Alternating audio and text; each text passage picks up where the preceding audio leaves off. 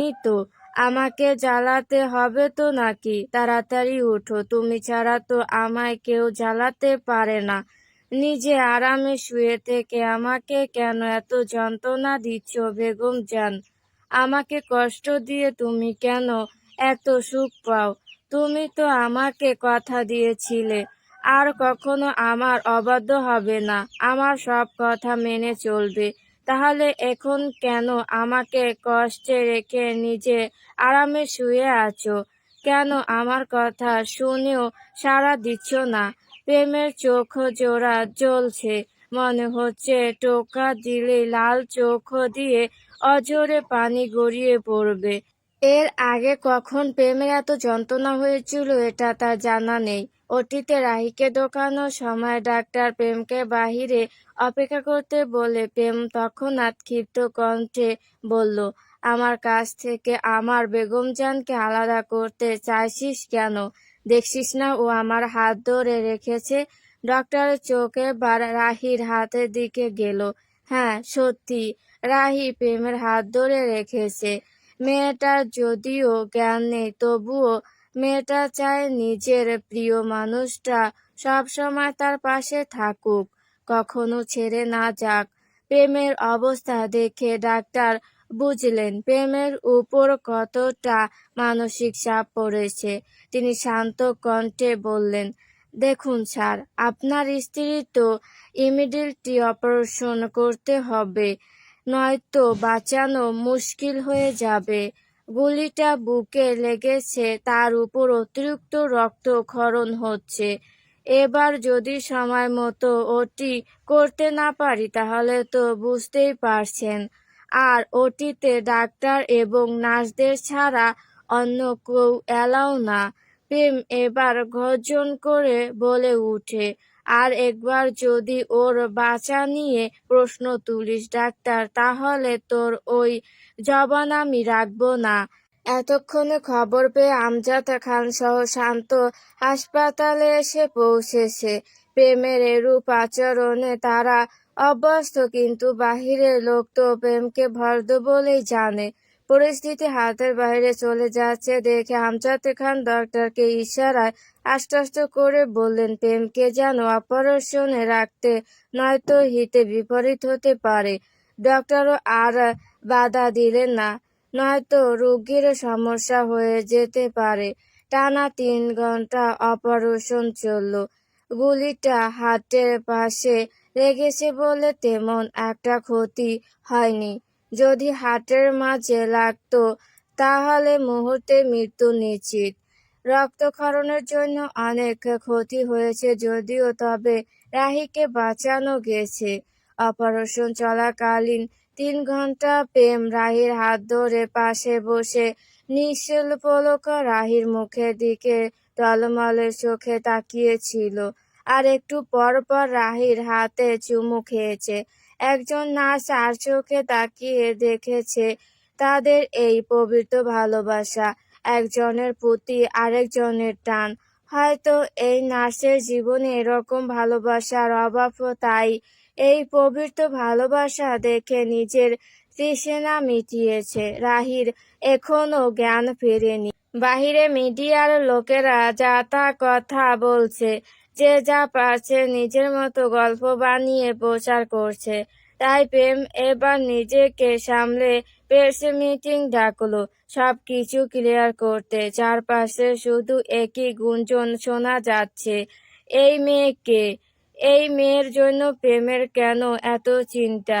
কেন প্রেম মেয়েটাকে নিয়ে এত পজেসিভ? কি হয় মেয়েটা প্রেমের?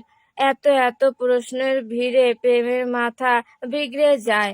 রাগে চিৎকার করে বলে উঠে, she is a my lady. 3 কবুল পরে পবিত্র বন্ধনে আবদ্ধ আমরা, আমার ওয়াইফ সে। আর কোনো প্রশ্ন আছে আপনাদের? প্রেমের কথা বলার মাঝে সেখানে এসে দাঁড়িয়েছে সাঈদ আর বৃষ্টি।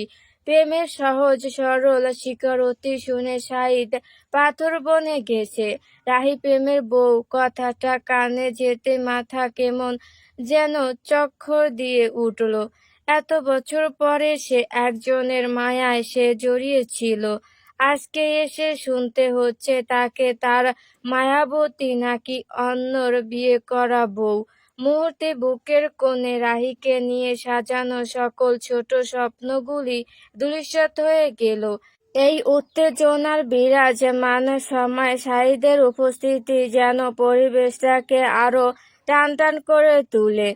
তার উপর সাঈদের পাশে ঘেঁষে দাঁড়ানো মেয়েটি সবার নজর কাড়ে। যেই মেয়েকে নিয়ে এত কিছু হচ্ছে, সেখানে এভাবে পাকা সুস্থ অবস্থায় দাঁড়িয়ে আছে কিভাবে, সেটাই ভাববার বিষয়। প্রেমের শিকড়টিতে সবার দৃষ্টি এখন বৃষ্টির পানে। সবাই যে বৃষ্টিকে রাহি ভাবছে এটাতে কোনো সন্দেহ নেই। রাহির মতো দেখতে মেয়েটাকে দেখে প্রেমের বুড়ো জোড়াও কুঁচকে গেল, সাথে কপালও বেশ কয়টা ভাঁজ পড়ল। মেয়েটাতে রাহি না সেটা প্রেম প্রথম দেখাতেই বুঝলো। এর প্রধান কারণ হলো বৃষ্টি হাইটে রাহির চাইতে কিছুটা লম্বা এবং রাহির চেয়ে একটু গোলুমলুও বটে। রাহিকে যারা কখনো নিখুঁতভাবে পর্যবেক্ষণ করেনি তাদের রাহি আর বৃষ্টির মাঝে প্যাচ লাগানো স্বাভাবিক। যে ছেলেটা নিজের অজান্তেই সময় সুযোগ পেলেই পলকবিহীন রাহির দিকে তাকিয়ে থাকতো, সে কখনো তার বউকে অন্যের সাথে গুলিয়ে ফেলবে না।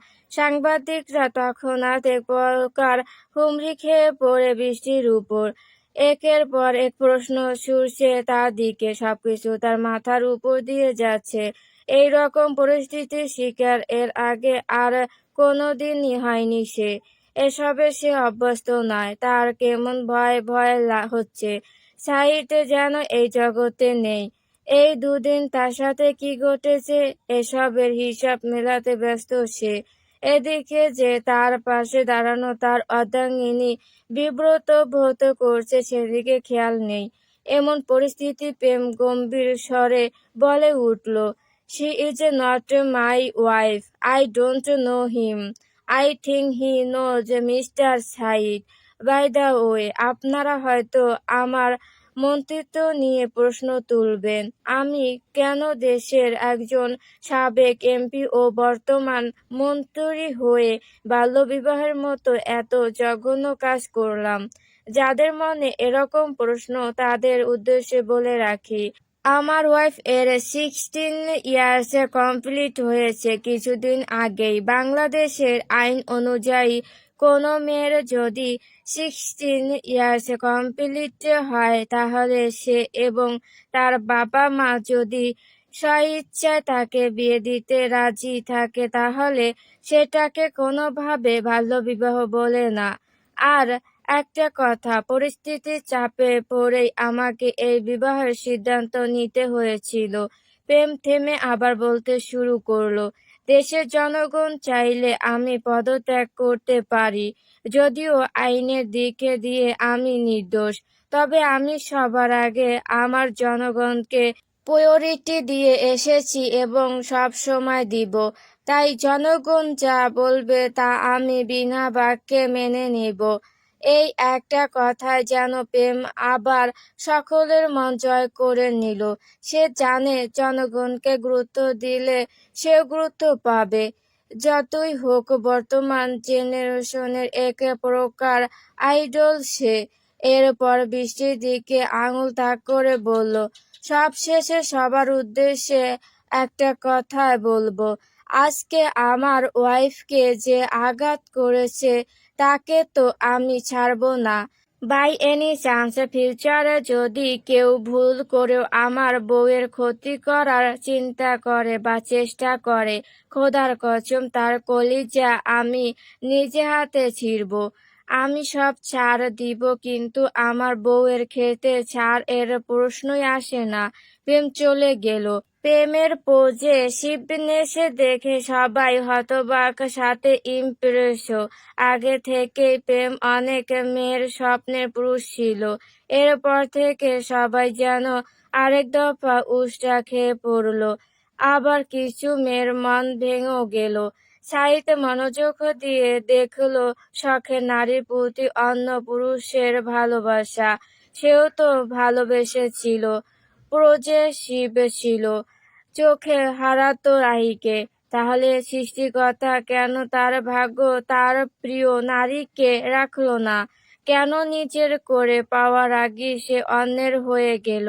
আচ্ছা, তার প্রশ্ন কি একইভাবে প্রেমকে ভালোবাসে? হয়তো বা বাসে, কারণ এর আগে যতবার রাহির সাথে দেখা হয়েছে সাঈদের, ততবার সে রাহির চোখে প্রেমের জন্য অন্য কিছু দেখছে। তার সন্দেহ যে সত্যি হবে তা তার কল্পনার বাইরে ছিল। রাহির চিন্তায় সে ভুলে বসেছে তার গা ঘেঁষে দাঁড়িয়ে থাকা এক ভয়ার্ত চেহারার মেয়ে শহরের এমন পরিস্থিতিতে আরো ভয় পেয়ে গেছে। বৃষ্টি মনে মনে শুধু ভাবছে এখান থেকে কখন বের হবে। সাঈদের থমথমে মুখ দেখে মুখে আর কিছু বলল না। ভদ্র মেয়ের মতো দাঁড়িয়ে রইল পাশে। সাঈদ চৌধুরীকে এখানে দেখে আর তার পাশে স্বরাষ্ট্রমন্ত্রীর বউয়ের মতো দেখতে মেয়েটাকে দেখে মিডিয়ার লোকজন এবার এদের চেপে ধরল। বিশেষ করে তাদের নজর ছিল বৃষ্টির দিকে। কে এই মেয়ে? রাহির বোন হয়? সাঈদ চৌধুরীর সাথেই বা কী সম্পর্ক? নানা প্রশ্নে খুবই বিভ্রান্ত বৃষ্টি। এক প্রশ্ন বারবার করা হচ্ছে তাকে। যতবার এই প্রশ্ন করা হচ্ছে ততবার সে নির্লিপ্ত দৃষ্টিতে সাঈদের দিকে তাকাচ্ছে, কিন্তু সাঈদের কোনো ভাবান্তর নেই। এক পর্যায়ে আর সহ্য করতে না পেরে বিরক্ত হয়ে বৃষ্টি মিনমিনে কণ্ঠে বলে ফেলে, আমি কোনো মন্ত্রীর বউ বা তার বউর এর বোন না, আমি ওনার স্ত্রী। সাঈদের দিকে দৃষ্টি রেখে বলল কথাটা। এই কথার প্রেক্ষিতে আবার নতুন করে যেন নেট দুনিয়ায় এবং মিডিয়ায় আরেক বোমা বিস্ফোরিত ঘটল। এতক্ষণ সাঈদের কানে কিছু না পৌঁছালো এই একটা কথা তার কর্ণকুহরে ঠিকই প্রবেশ করলো। গল্পটি ভালো লাগলে অবশ্যই লাইক ও সাবস্ক্রাইব করে পাশে থাকবে।